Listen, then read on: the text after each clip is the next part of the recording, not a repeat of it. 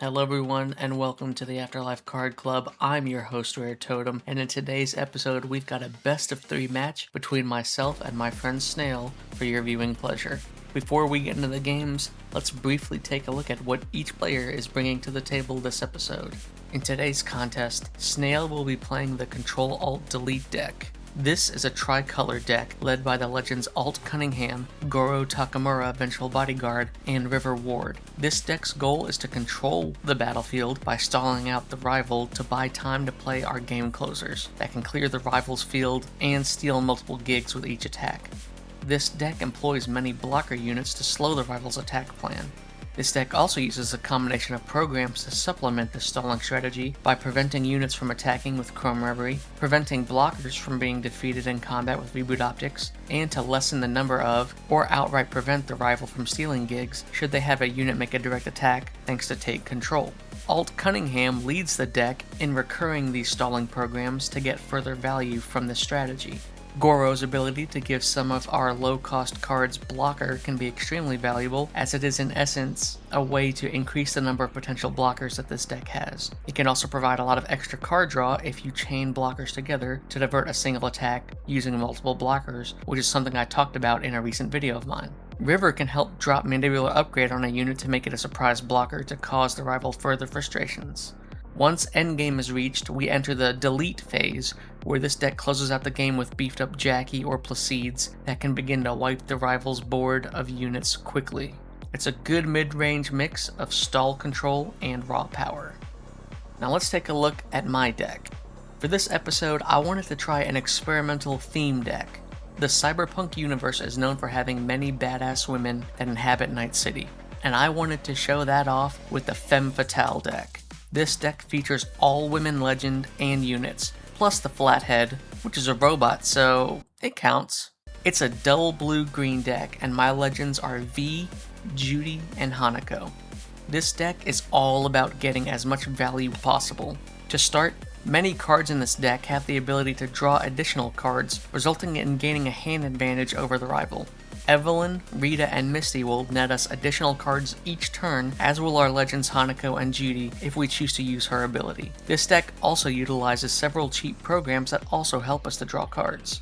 Many cards in this deck are programs to help fuel Brigitte's bottom decking ability to control the battlefield and remove problem units. Lizzie Wizzy is here to help recur some of those pitched programs that Brigitte had to use, so we get some extra value there.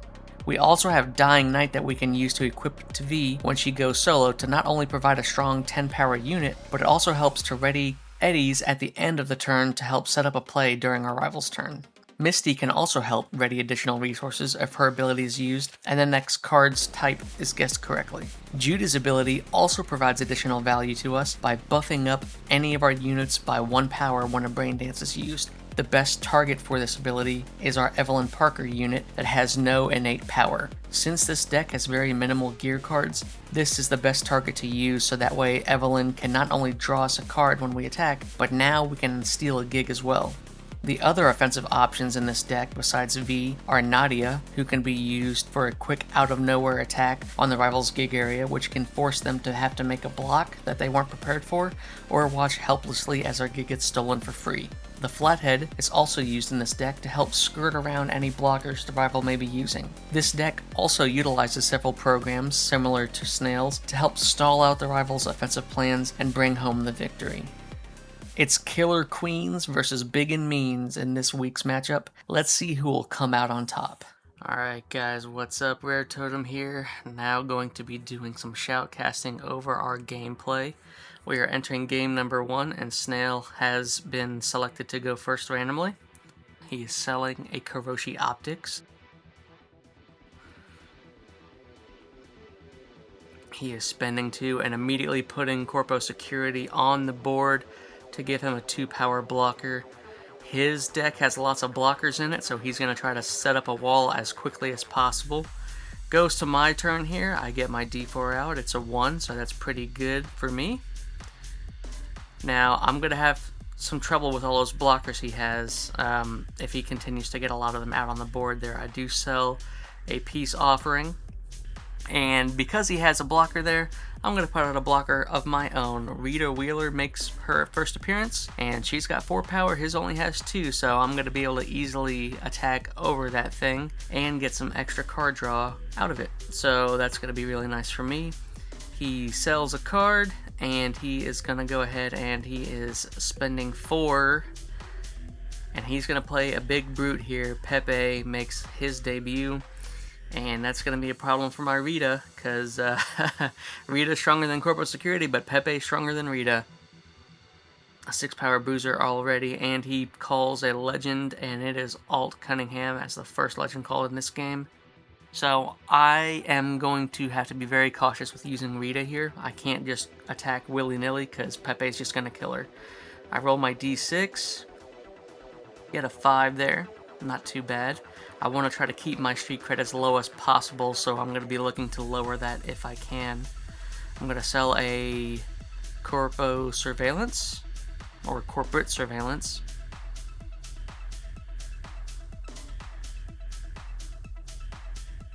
I'm going to spend a sold Corpo Surveillance to call a legend. I get Judy right off the bat. That's great for me. I spend 2 more and I get Evelyn Parker on the board. Now, calling Judy early is fantastic. I love this legend. She's probably my favorite legend in the game after playing so much with her. Great value engine. This whole deck is all about value here. I'm swinging in with Rita, and immediately you can see I get to draw a card. Now, I do have to discard one, but you know, I get to choose what it is, and I'm perfectly fine with that. Now, I have 3 cards in play. All 3 of them net me cards in hand. So he's going to go ahead, he's going to block that with his Corpo Security, because I was going after his gigs there. I knew he was going to go and attack that. Rita is open to Pepe, though, being attacked. At the end of my turn there, I go ahead and use Judy's ability since I had her available. I do reveal a program and add it to my hand instead of having to trash it. Many cards in my deck are programmed, so I'm going to get a lot of value out of using Judy in this way. So card advantage is the name of the game. I want that over my rival. More cards equals more power. And speaking of power, he's got that 6 power unit on his board, so I'm going to be scared he's going to try to take out my Rita. He's going to go ahead and play a Trust No One here. He's going to reduce one of his gig dice by up to 3, and then he can draw 1 card if he controls a min gig, which he does. Fantastic blue card, love it, great cantrip. Does everything blue wants to do. So, both of us are running, I think, 3 copies of that thing. He's going to go ahead, he's going to sell a copy of Take Control. Yeah, we both went with similar control-y programs in our decks. We didn't mean to kind of copy each other in that front, but those cards are just so good. Chrome Reverie, Take Control, Trust No One, Reboot Optics, all just great cards in blue and green alike. And speaking of those programs, he gets Lizzie Wizzy on the board, and this is a really cool play. He gets to recur that same Trust No One. He reduces another gig die by up to 3. He gets to draw another card, and then he bottom decks that Trust No One, so it goes back into his deck. So he's got a nice blocker on the field. He drew 2 cards there, and now he's swinging with Pepe. I go ahead and respond by calling a legend, and I get Hanako, and as I suspected, Rita is out. He does not want me to have that value engine on the board. So that's okay. I expected it when I swung with her, knowing that he had Pepe on the board. It's fine. It's kind of not fine at the moment, because he's got 2 units with power and I do not. He goes ahead and he calls his second legend, and he gets Goro Takamura, the Vengeful Bodyguard, so now he can make Pepe a blocker if he needs to, and any of these other 4-cost or cheaper units, so he's sitting pretty good. He's got a blocker, he's got a strong beat stick, and I just have an Evelyn with no attack power currently. I roll my gig, I get a 1 again, so I'm rolling pretty low here. That's pretty good for me. Like I said, I want low street cred. I'm going to go ahead and I'm going to sell one of my flatheads here. Now, that was kind of a tough choice to make, whether to keep it active and play it to attack over his blockers or not, but I decided to just sell it instead, and we'll see how that pays off for me. I'm going to spend 1 and play my own Trust No One. reduce one of my gigs down to 1, and I get to draw a card. I already had a min gig, but now I have a value pair, and I want to try to get value pairs stacked for Hanako. The more value pairs I have, the more cards I draw at the beginning of my turn. More cards, more power. You know the name of the game here. Because I play Trust No One, it's a brain dance. Judy powered up my Evelyn by 1 there. So what I'm doing is I'm just going to play a bunch of cantrips, or what I can do at least is play a bunch of cantrips and buff up a unit's power for each one I play. And you can see I'm doing that here. I have another Trust No One. I'm going to reduce that to 1 and draw a card and buff up Evelyn by another point. And what I'm trying to do here is get Evelyn to at least 3 power. That way I can swing with her, draw a card, and then attack over that Lizzy Wizzy, because I don't want him to take it out because Lizzy Wizzy has 2 power and Evelyn has none. So I need to at least spend 3 eddies here to play 3 different brain dances or something to that degree. I'm going to go ahead and spend 3 because I have a great program in my hand, Chrome Reverie, and I'm going to freeze his Pepe in place so that it cannot attack on its next turn. And that will also buff up my Evelyn Parker up to 3 power.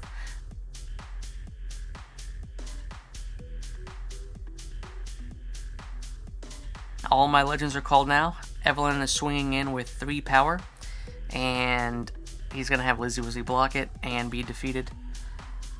So you can see the amount of value there. That's my favorite kind of play to use with Judy, with Evelyn, is to just play a bunch of cheap brain dance programs to get her buffed up a bit to make attacks. You only need 1 to steal a gig, but in that case I needed 3. So going from 0 to 3, plus all the other little extra bits I got in there, very good value for me. And his Pepe there is strong and scary, but cannot attack this turn, so I am perfectly safe at this moment. I don't have to worry about him stealing anything. I put a marker on his guy to indicate that it is stuck in place for now. And I'm going to be looking pretty good in my next turn, I think, here. I have at least 1 value gig pair, so I'm going to get to draw at least 1 extra card with Hanako and start the draw engine going here even more. Between that, Evelyn Parker, and using Judy, I'm going to be getting tons of cards in my hand here. He is going through, and he is spending... He's spending 4. He is playing a Delamain Cab. He's going to get himself 2 attackers on the board here, and that's going to be a good resource engine for him. It's going to allow him to ready eddies once he steals gig dice with that Delamain Cab, but he can also use it or Pepe as a blocker if he activates Goro Takamura's ability, which he has 2 eddies left up to do just that. So if I try to attack with Evelyn here, he's just going to use the Goro ability to make one of them a blocker. I'm selling a Dying Knight, so I'm going to have a good bit of resources here to work with. I have a V I can go solo with if I want here. I am spending 1, 2, 3, 4, 5. I am not going solo with V though, but I am playing Lizzy Wizzy, and I'm going to recur that previously played Chrome Reverie to now lock that Pepe down yet again, so 2 turns in a row. And because I had played that Brain Dance, Judy's ability activates, and my Evelyn Parker gets bumped up to 1 power, and that Chrome Reverie gets bottom decked. So lots of value there. You could see a nice little combo there.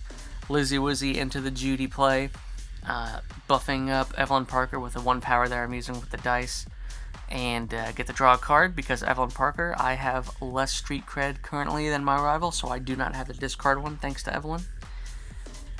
And in response, what he's doing is he's using the Goro Bodyguard ability to make Pepe. It doesn't really matter which one he chose here, but he's making a blocker, and he's going to defeat Evelyn Parker.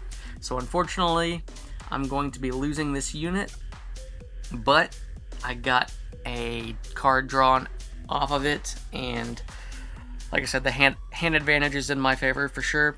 Now he does have 2 units on the board, so I am very much in danger if I don't make some more plays shake out here pretty soon. I go ahead and I spend the Judy to trash the top card, which was Chrome Reverie, so it goes into my hand, another Chrome Reverie. So I think he knows what's going to happen in the next turn, most likely here. It's just going to get Chrome Reveried again. I kind of forgot what happened in this game, to be honest. This was played before Gen Con, so I'm kind of watching it again, and it's kind of fresh to me too, so it's funny to see that happen. I do remember him getting a bit annoyed that I had so many uses of Chrome Reverie in this game. He's going to go ahead. He's spending 5 eddies. And in comes a double play here. He's putting out his Augmented Negotiators and a Bombus. So things are looking very dire for me. He has 2 blockers on the board. He has 2 attackers on the board. Augmented Negotiators can attack if he wants to, but huge disparity in the amount of units in play. He's swinging with Delamain Cab, and I have to choose to either let this go through or have Lizzie Wizzy eat the attack, and just because I have no other bodies, I'm letting him attack with the Delamain Cab. I don't really care too much at this point. I'm already kind of thinking it's going to be a game over for me, and he goes ahead, adds Salt to the Wound, and spends 2 more for a Corpo Security. Look at that wall. This is a daunting board state. That is crazy. This would be a perfect one for Atom Smasher to blow up, but alas, not in my deck. I'd go ahead, start my turn. I get a second card drawn because of the Hanako trigger, which is really nice. So I'm at least keeping resources in my hand here, but I don't know what I'm going to be able to do against 3 blockers and 2 dedicated attackers here. His Pepe is no longer blocked by that Chrome Reverie. I do have one in hand. I could play it again, but he has so much on his board. Like, 1 Chrome Reverie is not going to change the game for me here. So, in my mind, I'm thinking this one's a lost cause. I'm just straight up losing this one. He's got so much on the board there. Really hard to mount a comeback from this state, but I'm going to see what I can do. I sell a peace offering here, so I at least have a decent amount of resources to work with. I am spending 1, 2, 3, 4, 5. I am desperate. I need an attacker on this board right now. I'm going solo with V. I need to break down this wall, and this is a really important point here, kind of the meta right now. You've got to have at least a go solo, 1, and there's the Chrome Reverie right there back on Pepe, but you need to go solo, at least 1, for situations like this where you just need an attacker. Losing tempo is devastating in this game, and go solo is the only way to kind of really recover from that, and it hurts really bad if you do not have a go solo legend. His deck does not have a go solo legend. Mine does, and it will come into play in these games here when I'm behind in a situation like this. That tempo recovery is all thanks to a go solo legend. So I would advise probably having at least 1 in your deck. I know other creators have said the same, and I fully agree with that. In that case there, I had V swing at him. I have Lizzie Wizzy swinging too, getting rid of my Misty because his Augmented Negotiators forced me to discard a card.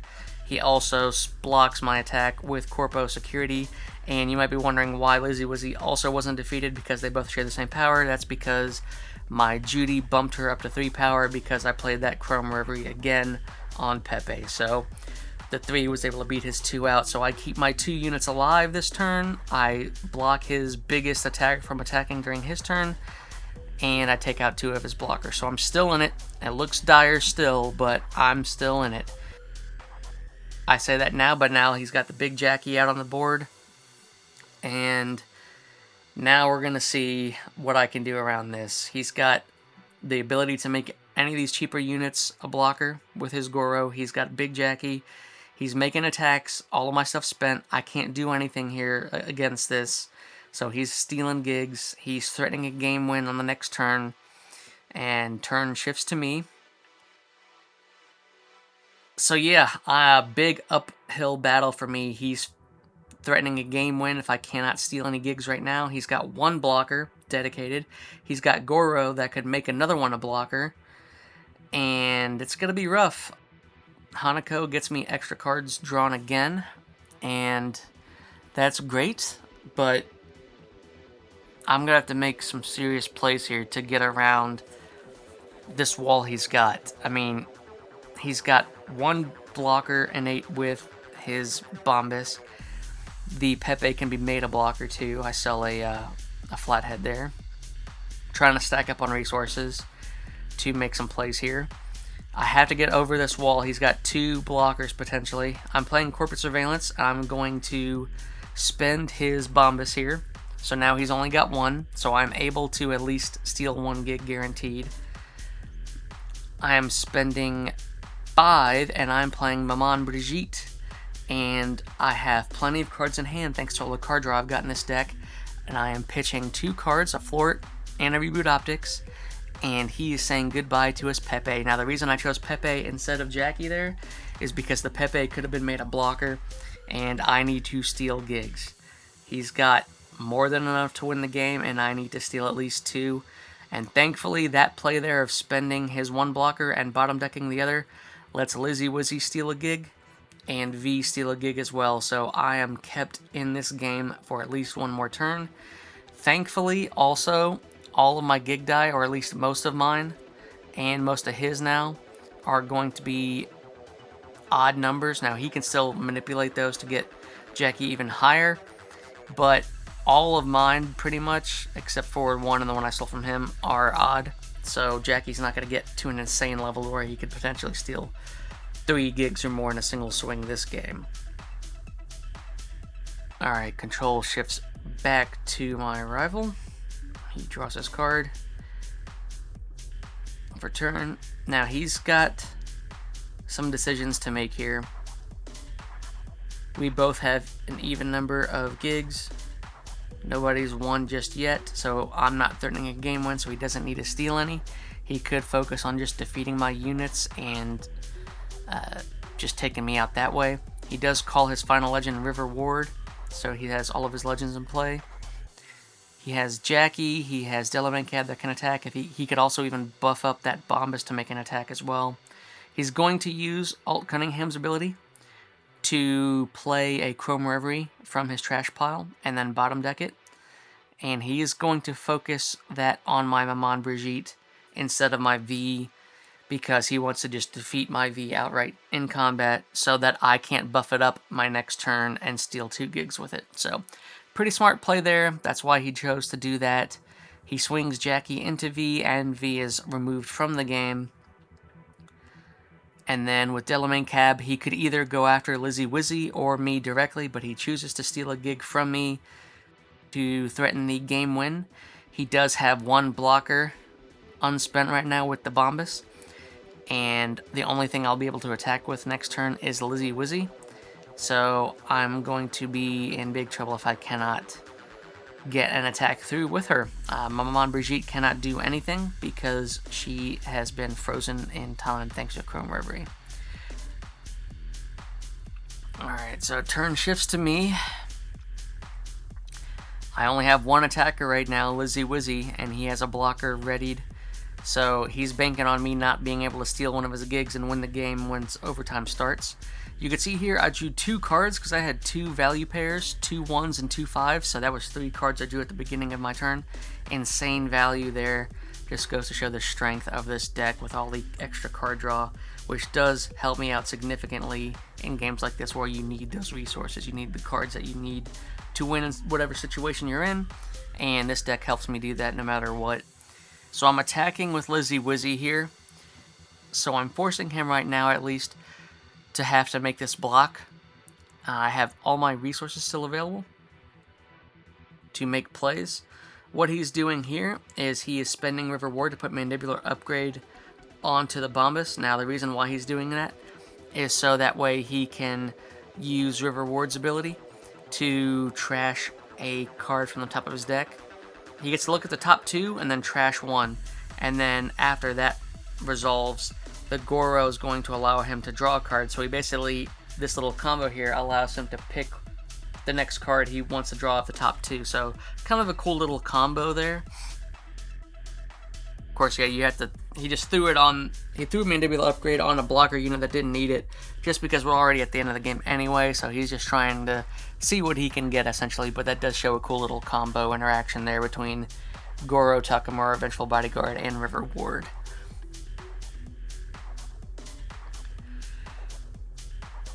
So all of his stuff is spent. He has nothing here. I have to steal a Gig Die to win the game in overtime. Otherwise, it's going to go to his turn and he's going to win. And me spending 6 there means only one thing. I have Nadia. Thanks to all that card draw, I was able to draw a Nadia, which is what I was banking on for a while here because he had the majority of the Gig Dice for most of the game here. And Nadia will allow me to steal a Gig Die the same turn she's played. She can attack the Gig area. I spend my last 2 available eddies, and I'm equipping her with a Dying Knight, taking her power up to 10 from 8, so I'm getting to steal 2 gigs. So I'm going to get 2 from this. He's looking to see if he has anything he can do in his hand, which he does not. He has nothing that he can give blocker with Goro, because his units are spent, and since I have a Nadia sneak in there, I get to steal 2 gigs. The game is over because I passed the turn and we go into overtime and I have the majority of gigs. So that is a good game for game number 1. Crazy comeback there. Really highlighted how clutch Nadia can be in the end game with that sneaky last second attack that's unexpected because the Gig Dice disparity. It also really showed off the strength of the deck's ability to just draw a ton of cards. I wouldn't have been able to find her if it wasn't for all that extra card draw I was getting, so all of that value I had throughout the game. Hanako especially drew me like 6-7 cards. I don't even know, I lost count, but I drew so many cards because of Hanako in that game. And Judy didn't fail me a single time. If you noticed, every time I used her, I did not whiff once. So fantastic comeback from me there. Very unfortunate luck for him, but we'll see what happens here in game number 2. Alright, we are entering in game number 2. Snail has elected to go first this time. He's selling a Kuroshi Optics.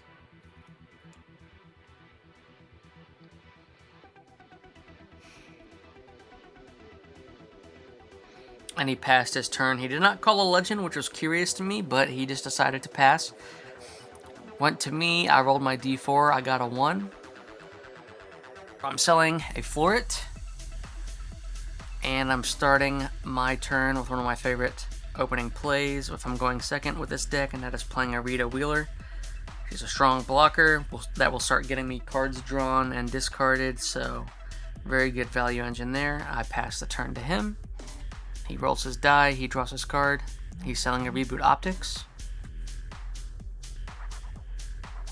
It looks like he's going to go with a Lizzy Wizzy. Now, he doesn't have any programs in his trash, but he could play one from his hand for free if it costs 3 or less.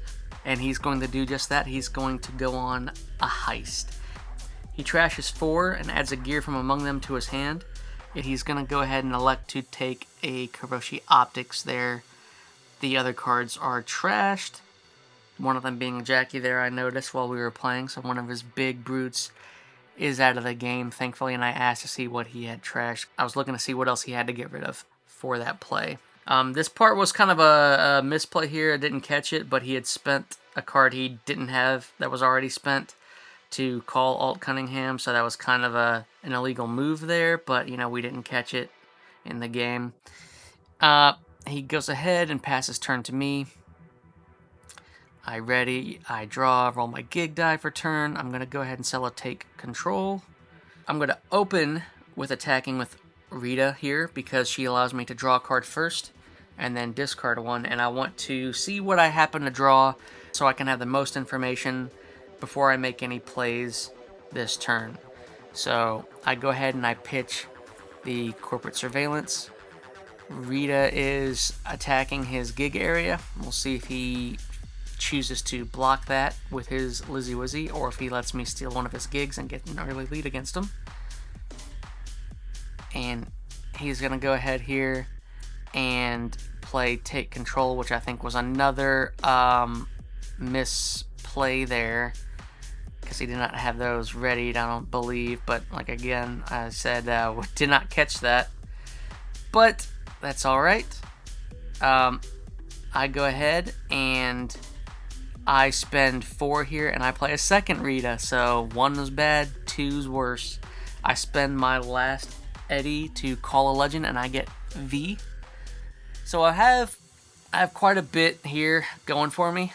2 units that can block but can also draw me cards. And then I can go solo with V and have 3 attacking units next turn and just wipe them out.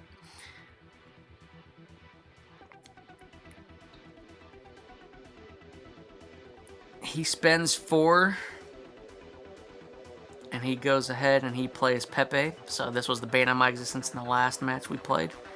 Well, I guess I should say it was bane of his existence with all the Chrome River hits on it, but either way, he has a big 6-power unit he is threatening to attack me with next turn, so my Ritas are going to be vulnerable, but my V is not.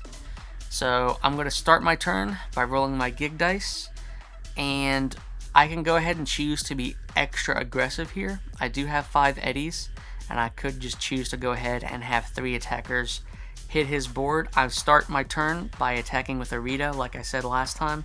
I want to have the most information available to me before I spend any of my resources. So anything that'll let me draw cards before having to spend anything, I'm going to want to do that first. So the first Rita attacks, and he elects to block that with his Lizzie Wizzy. And then he goes ahead and he spends 2 Eddies to play Reboot Optics to keep it alive. It is spent now, and instead of going for his gigs with my second Rita, what I want to do instead is just attack his Lizzie Wizzy and defeat it. Now, Reboot Optics keeps it alive for 1 combat, but after that, it's fair game. So once that Reboot Optics was used for the first Rita, the second Rita finishes Lizzie Wizzy off. I go ahead and discard a Nadia after drawing a card with that other Rita, and I spend all 5 of my Eddies here, and I'm going to play Maman Brigitte. And with her, I'm going to pitch a Chrome Reverie and a Tank Control to bottom deck his Pepe. So now his board is completely open to me. I have 3 units on the board that's gonna just smack into his face next turn.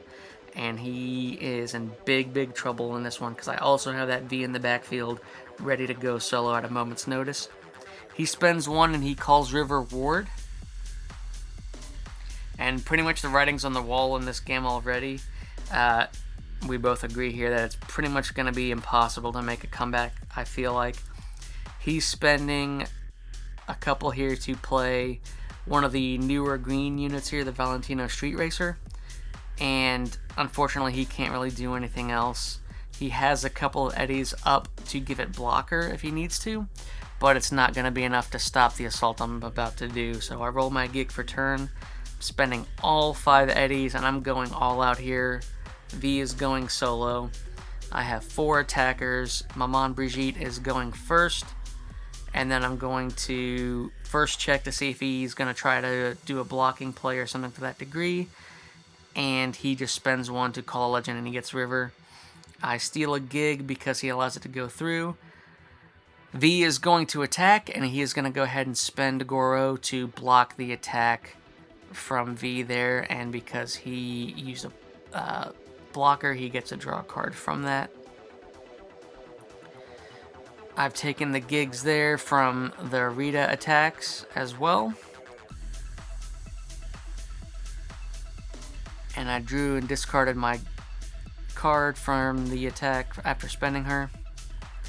Another Nadia, and then Rita attack again. So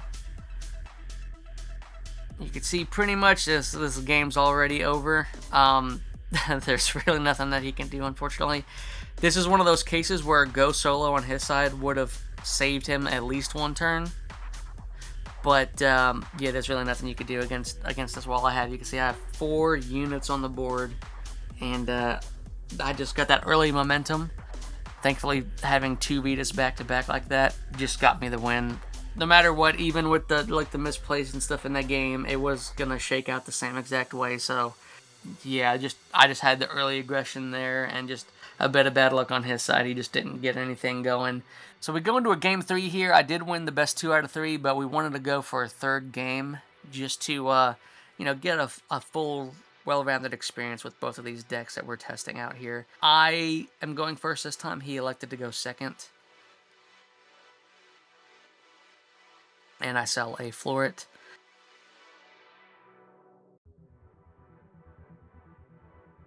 I'm going to go ahead and spend one, and I call Judy. My favorite first call to make is Judy, and this is why, because I'm going to go ahead and use her ability. I'm spending her, and I top decked a program, so it does not stay in my trash. It goes right into my hand, so an amazing value for me. I get a legend called, and I get an extra card in my hand, ending my turn. So yeah, Judy's just amazing legend. If you're playing blue, you should play Judy. She is the best one. Love this card. Alright, so it goes to him. He rolls his d4. He spends 2. He's going to play a Bombus on the board.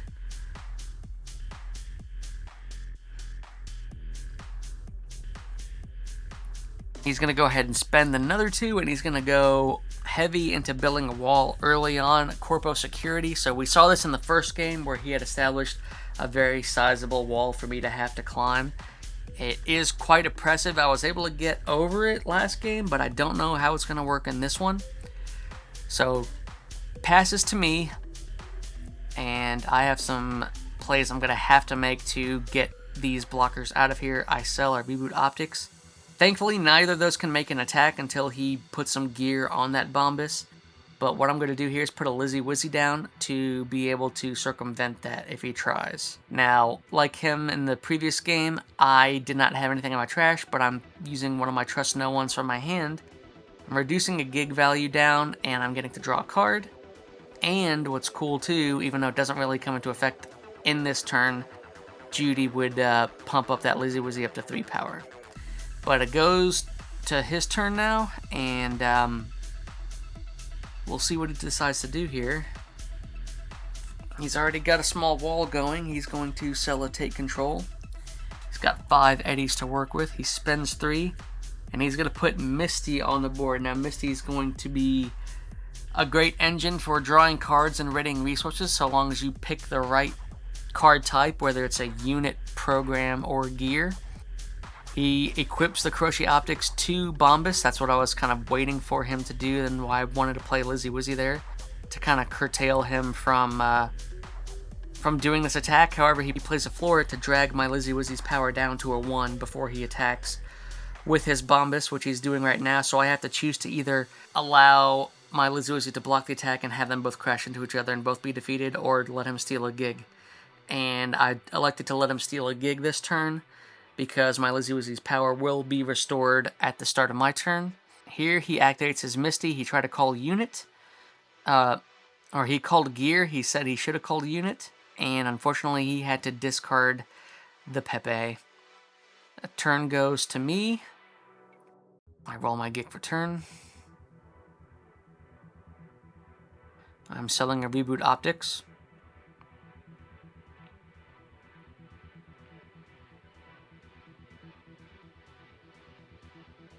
And I'm going big on this play here. I'm spending all 6 of my eddies for Nadia.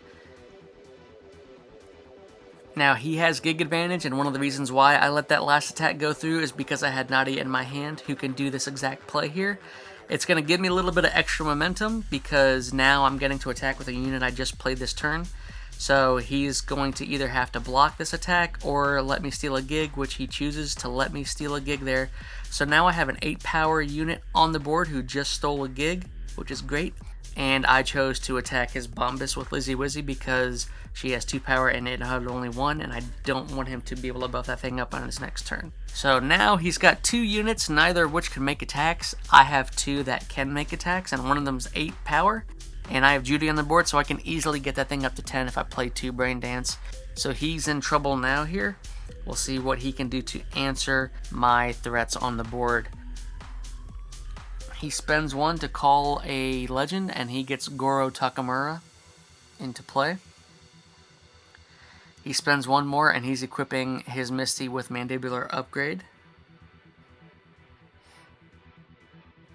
he spends 3 more eddies, and he plays a second Misty. So he's going to try to go deep here into getting some value from his deck. So he can call 2 different cards if he wishes to, card types. And if he guesses right, he gets to draw a ton of cards in this. But if he guesses wrong, unfortunately, they get put in the trash. He does make 1 right call in that exchange. So he gets 1 card trashed and 1 card in his hand.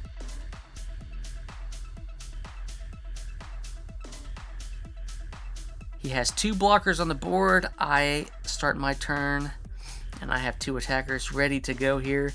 There's not much he can do to stop Nadia, so she's just going to keep smashing into his wall. She makes the first attack of my turn. And he's going to have to choose to either give up another gig or give up one of his blockers. He used Goro's ability there because he used blocker with that Corpro security, and it is defeated. Lizzie Wizzy's going to make an attack now. She's free to do so because Misty has 0 power, even though that one has a blocker. It has 0 power, so Lizzie Wizzy's not in any danger there. That Misty is defeated and sent to the trash pile, and he uses Goro once more to draw and discard.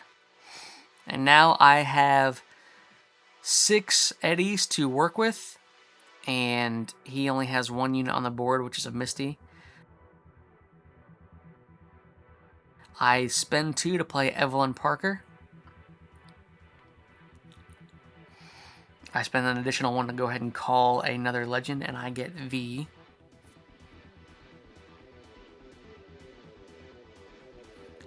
And I'm going to go ahead and use Judy again, and look at that, another program she has not whiffed a single time this video. Love her. Judy is amazing. Especially in this deck. It's almost like I have the heart of the cards or something. Anyways, I pass the turn. I leave 2 open here because I most likely have something cheeky in my hand. We'll see what kind of comeback he can mount here. He unfortunately has nothing on the board that can make an attack to steal any gigs, so he's going to have to come up with a play pretty quickly here. However, I am threatening to have V go solo next turn. I have Nadia attacking. I could play Maman Brigitte if I have her, and just bottom deck whatever he plays to try to answer what I have on the board here. So he's using Misty's ability. He's passing his turn because he really says he has nothing else that he can really do. And he unfortunately tried to call a unit and gets a gear card. Turn goes to me. I roll my gig die, and now I spend 1. I'm going to go ahead and I'm going to play a Floret. Even though Misty has 0 power, I just chose to play this because I get to draw a card. And because I'm trying to get some options in my hand here to see what I can do here.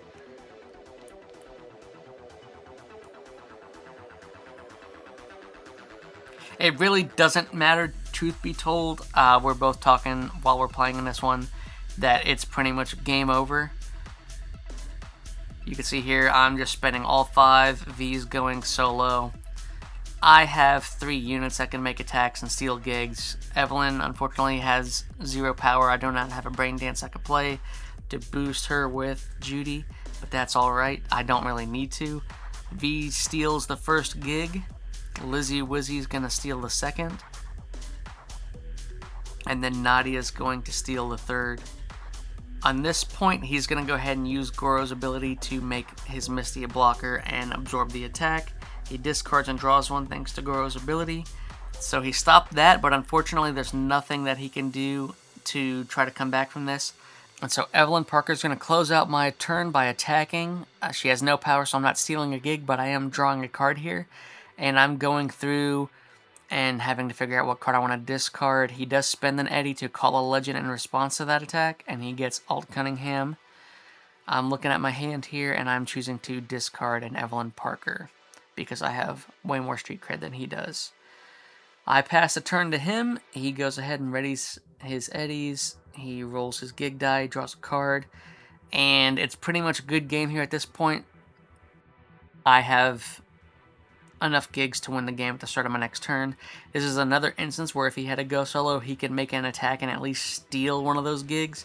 Not that it would have really helped at this point, but it would have kept him in the game for at least one more turn. What he does here is he just goes out with what he can. He plays Lizzie Wizzy, he plays a Chrome Reverie, and stops my Nadia from attacking next turn. But unfortunately, he has nothing that he can do to steal a gig and prevent me from winning. Alright everyone, that is it for this episode of the Afterlife Card Club. I emerged victorious in this battle. It was a pretty lopsided affair here. That first game was really fun and very close. I honestly don't even know how I managed to come back, except for the heart of the cards and just the fact that I was drawing 10 billion cards in that game to get the answers that I needed to when I needed to. It was very fun. That Femme Fatale deck is probably going to be the one that I'm going to try to make work as my main deck when the game goes live. It's a great archetype. I love that type of deck. I love the playstyle of it. It's very fun. There are already more cards that have been released since I made that deck list that I'm going to put in the deck. I'm not going to really revisit it until the game's about to be live when we have pretty much all the cards available, because it's just hard to keep up with it, but it is going to be one that I'm going to be tinkering with over time.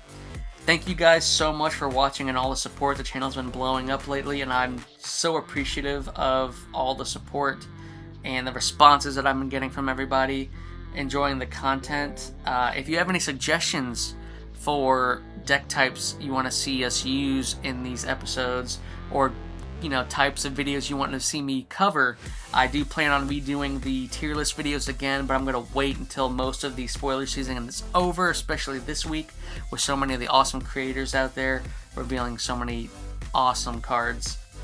Thank you guys so much again for watching, and I will see you all in the next video.